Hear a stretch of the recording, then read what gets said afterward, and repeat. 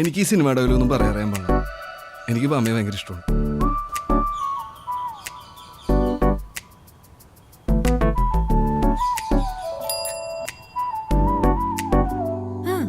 നല്ല ആഗ്രഹമാണല്ലോ, പക്ഷെ നടക്കില്ല.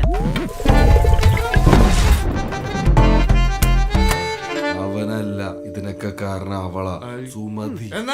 അവളെ കൊല്ലാം സുമതിനെ. എടാ അതിന് അവൾ അല്ലെങ്കിലും ചത്തല്ലേ.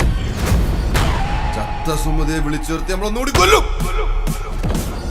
എടാ തന്നൊക്കെ വിളിക്കുന്നോടാ.